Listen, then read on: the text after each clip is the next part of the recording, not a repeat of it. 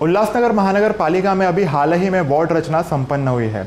इस दौरान WhatsApp university के धुरंधरों ने शहर को बताया कि पुराने वार्ड में कौन सा एरिया कट गया है और कौन सा जुड़ गया है। ऐसे में उप महापौर भगवान भालेराव के वार्ड में शेड्यूल कास्ट मतदाताओं की लिस्ट हटाने की भी अफवाह चली। इस विषय में उन्होंने क्या कहा, आपको भी सुनाते हैं। चुनाव का समय नज़दीक होने जा रहा है और ऐसे में जो है चुनाव की प्रक्रिया शुरू हो रही है।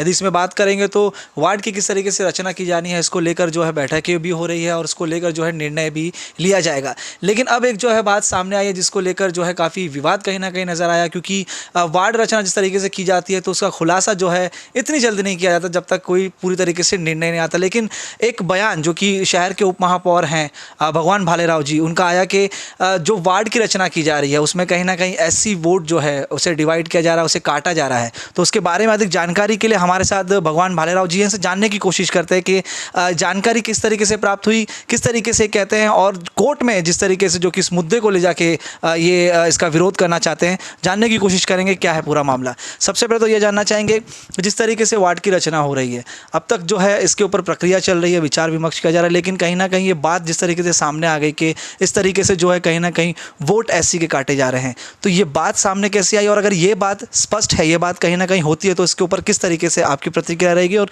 किस तरीके से जो है न्यायालय में आप जाएंगे। उल्लासनगर के 2022 में चुनाव होने वाले, जो महाराष्ट्र में सब महानगर पालिका के चुनाव होने वाले, उल्लासनगर में 13 वार्ड एससी के लिए आरक्षित है और 1 वार्ड एसटी के लिए आरक्षित है। बाकी ओबीसी का आरक्षण जब भी आएगा तभी वो ओबीसी का वार्ड बनेंगे। अभी फिलहाल ओबीसी का वार्ड का अभी तक कुछ है, लेकिन प्रारूप यादी बनाने का, प्रारूप आराखड़ा बनाने का, वार्ड रचने का, प्रभाग रचने का, बनाने का काम शुरू हो गया। लेकिन गई 8 दिन से हमारे जो इंजीनियर हैं वो सब वो वार्ड बनाने का काम कर रहे हैं, लेकिन वही इंजीनियर लोगों को मैनेज करके बता रहे लोगों को क्या आपका वार्ड ऐसा बन गया, वो ऐसा वार्ड। शहर में पूरी अफवाहें, लोगों को जो वार्ड बन रहे हैं वो 10 दिन पहले लोगों को मालूम है ये वार्ड बनने वाली है। तो ऐसी अफवाहें से मेरे ख्याल से ये इंजीनियर ने ये ध्यान देना चाहिए और हमारे कमिश्नर ने ध्यान देना चाहिए कि ऐसी अफवाहें ये लोग फैला रहे और लोगों को बता रहे। अगर वो गलत है तो सही करके दो। लेकिन मैंने उनको कल कमिश्नर से मिला और कमिश्नर को बात किया, साहब ये ऐसा अगर होता है तो ये गलत है, आपके लोग बाहर अफवाह फैला रहे वो गलत है, वो नहीं फैलाना चाहिए। वो अगर वो वार्ड बनाना ईमानदारी से बनाना चाहते गवर्नमेंट के गाइडलाइन से, यानी गवर्नमेंट का बोलेगा तो राज्य निवडणूक के गाइडलाइन से अगर बनाना चाहते तो गाइडलाइन के हिसाब से दलित बस्ती फोड़ा नहीं जाएगी, जो भौगोलिक परिसर है वो तोड़ा नहीं जाएगा। ये सब ध्यान में रखते हुए वार्ड प्रभाग रचना बननी चाहिए। ये प्रारूप प्रभाग रचना है, उसके बाद डिक्लेयर होगी, फिर ऑब्जेक्शन सजेशन होगा।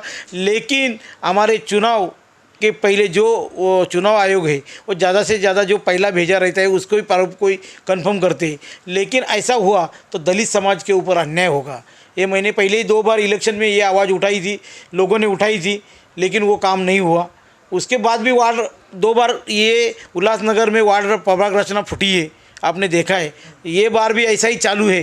तो मेरा कमिश्नर से मिलने, उप महापौर होने के नाते मैंने कमिश्नर से मिले और कमिश्नर से बात बताई कि ऐसा नहीं होना चाहिए। जो किसकी बाहर जो अफवाह फैला रही हो अगर वो सही है तो ये गलत है, आप इसके ऊपर एक्शन लो। और अपन एक्शन नहीं लेंगे तो हमको मजबूरन चुनाव आयोग के पास जाना पड़ेगा, नहीं तो फिर कोर्ट में जाना पड़ेगा यदि प्रभाग पब्लिश होने के बाद।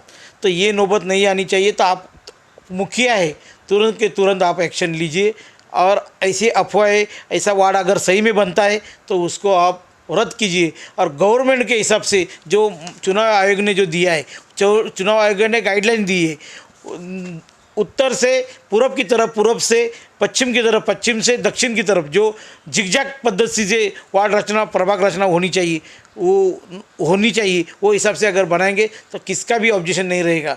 वो किसका वार्ड टूटता है क्या है वो बात की बात है, लेकिन जो भी नियम दिया है वो नियम से होनी चाहिए। यही हमारी रिपब्लिकन पार्टी की मांग है।